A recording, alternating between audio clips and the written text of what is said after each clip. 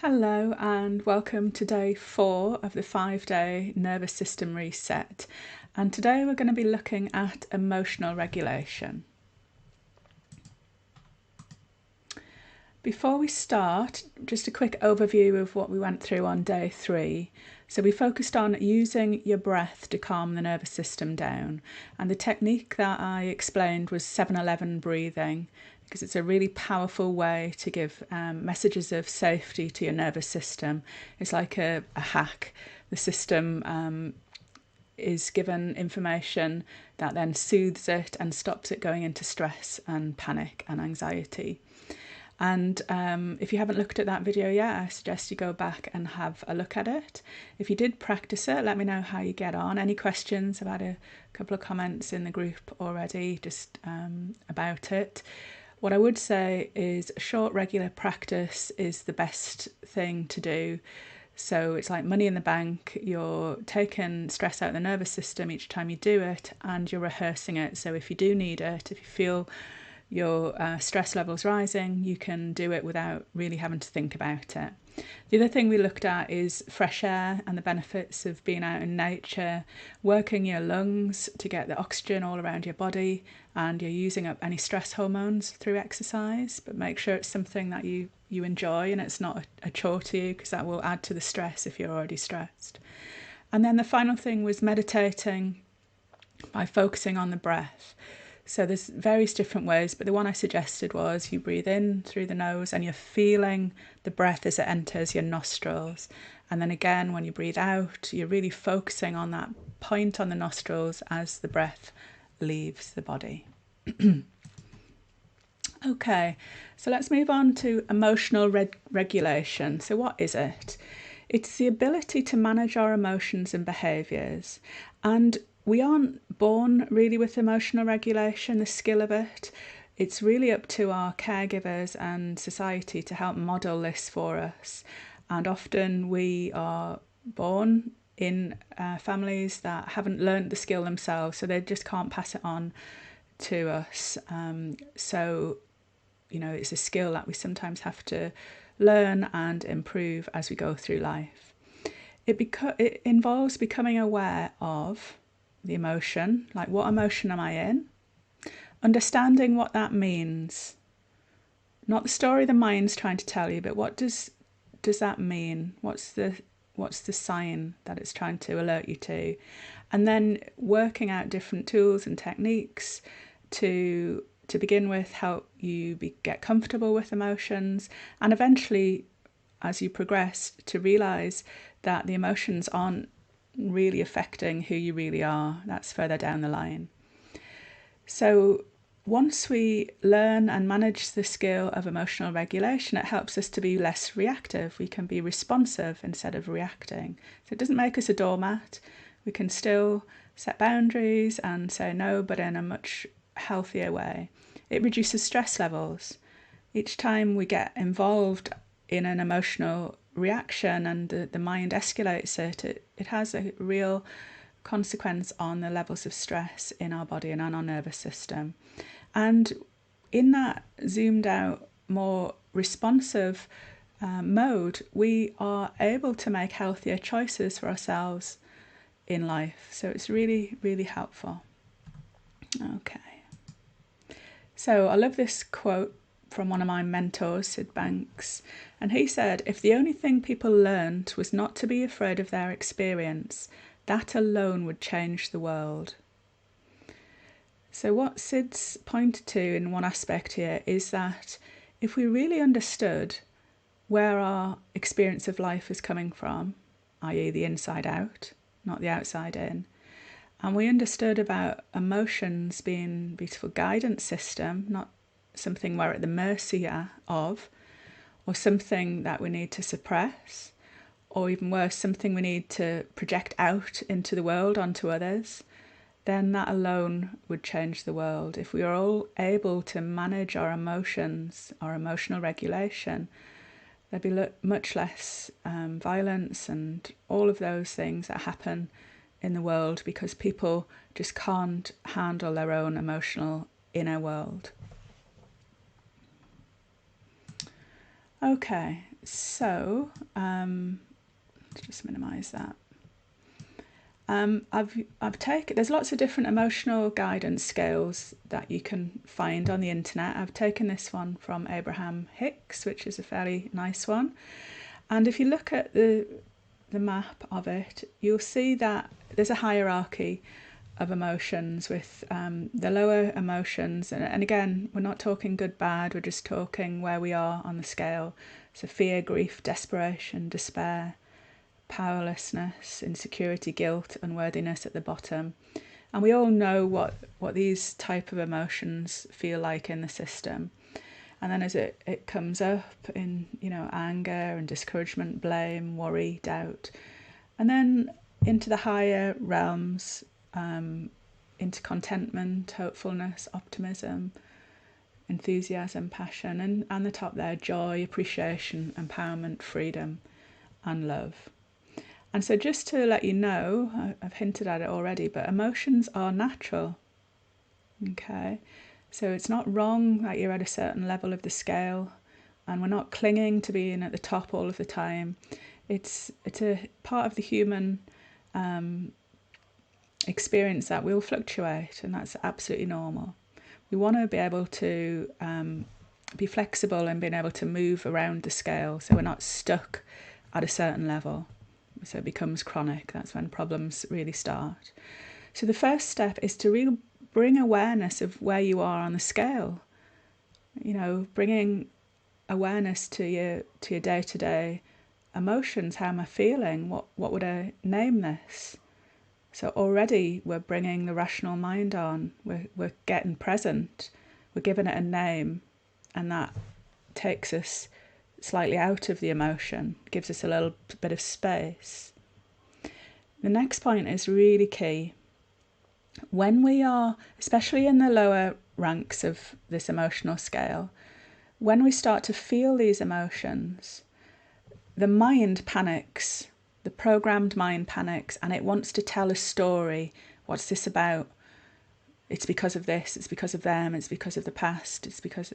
And they will come up with a story. We get attached to the story of the emotion. And this is what perpetuates the emotion. This breathes life into it. And this is when it can feel really overwhelming. If we can learn the skill of feeling the emotion and not letting the mind come in and take us down a path with it, into story, into drama, then we know that an emotion, they say about 90 seconds for it to rise and fall if we're not interfering with it. So even a strong emotion, so think of a wave. So it's rising, and as it rises, this is where the mind starts to click in and start to tell the story. So it keeps going and going and going. And so we're wanting to step back from the story as much as we can. Again, this doesn't mean that we don't react, we don't respond to life, but we don't do it from that emotional intensity, that peak. We're allowing the emotion to flow, we're coming out of the story, and we're looking at what is really going on here.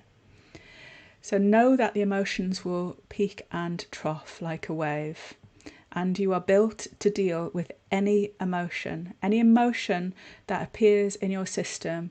You have the capacity to deal with it. It wouldn't be there if you couldn't. So if you tend to be at the lower end of the scale, then there's a natural inbuilt desire for us to go back to higher levels, but acknowledge that one step up is an improvement. Okay, it might still not be a nice or pleasant experience, but just noticing that actually I was in desperation and fear yesterday, and today I'm feeling a little bit insecure. Yeah. So if you do bring your awareness and see that you're at the lower end of the scale, then proceed with cautiously. Move forward in life, in what you say, in what you do, in big decisions that you make. Just proceed with caution, because one of the things about being on the lower end of the scale is that the system changes and we go into feeling that everything is personal. This is about me. This is because of me. Yeah. And we get the feeling that this is pervasive, like this is going to affect every area of my life. And the last one, the real kicker, is this is permanent. The mind tricks us into thinking this is not going to change, we're going to be stuck here forever. And that is not the case. Okay, so spend some time getting to know this emotional scale if you're not familiar with it already.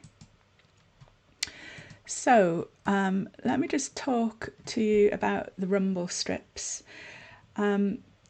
If you are like me sometimes and you're driving along the road and you might lose a little bit of concentration, at least in the UK, there's a really handy thing is if you go off track a little bit, you hit some rumble strips on the side of the road, and those rumble strips bring your attention to the fact that you've veered off a little bit.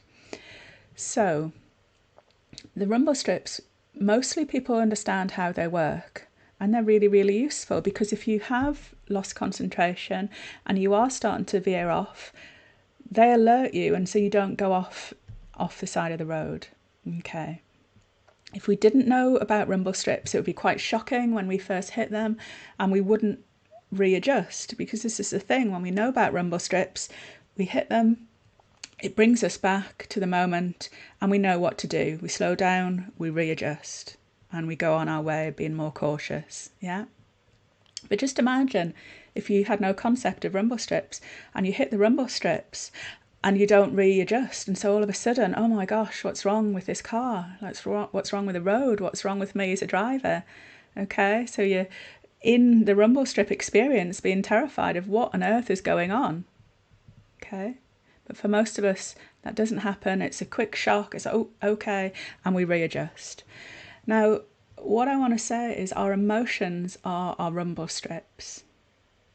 They can be intense, yes, but they are there as messengers from the nervous system, from the body, from the intelligence of the body, to say, what are you dwelling on? If you're not being chased by a tiger, if you're not in real danger, then looking at what am I thinking and believing in this moment? What am I identified with? What thought? What drama is my mind bringing to create this emotion of fear in the body? And so these rumble strips, these emotions are the rumble strips to keep you on track, to let you know where you are in the territory. And they're a loving reminder to pause, slow down a little bit, readjust. And so it's nice to have that in mind, because normally when we feel a strong emotion, the mind just kicks in and we go into the drama of the story. And here we're starting to see, just get curious. I mean, don't believe me, but just start to see, like, what if this is the case? What if these emotions are these loving, signs to say, just slow down. Let's just expand, because we contract around the problem, around the emotion. And so let's just pause briefly. Let's just allow the system to reset and look for the wisdom within to help guide you through. So another thing about emotional regulation is the energy of it can build up in the nervous system. And what we tend to do is then we start to feel uncomfortable, and we tend to go to substances or experiences or something on the outside of us to help soothe ourselves. So you're feeling really stressed and you go to alcohol or cigarettes or something like that. But nature is a really good role model. And there's a lovely picture of this duck. That any animal, any wild animal, if they have been stressed, if there's been an emotional heightened thing. So say, for example, the ducks, if you've ever seen them on the pond and they have a bit of a squabble, you might have noticed, and if you haven't, look out for this, because they do it quite regularly. As they move away from the drama, from the squabbling, they will flap their wings really, really strongly. And this is the intelligence of the duck's nervous system to tell them to discharge that negative energy, discharge that emotion, let it move through, so that as soon as they've done that, you'll see them, they're back to calm. on the water. And the same with wild animals. If a zebra is being chased, it might go into freeze mode, and then as soon as it's able to, it will shake. It will discharge the energy, because wild animals, if their nervous system isn't regulated, they can't survive. Okay? So they really need to get back to rest and digest. And so just bearing this example in mind, you might not want to be going flapping your arms around, but you can move your body. You can actually shake, if you know, physically shake your hands and your feet if you're in a private place. But come up with your own creative solutions to how do you discharge this energy that's being built up. Let me know what you come up with if you come up with some. So I'll finish. I'm aware of the time, that these sessions go really fast, and I was going to talk to you a little bit. I was going to demonstrate some emotional freedom technique, but I'll perhaps save that till another video series. But there's so much on the internet about EFT. I'm a practitioner, qualified practitioner, and it is really good at regulating emotions. It's using the acupuncture points on the body, so acupressure, and you're tapping and saying statements.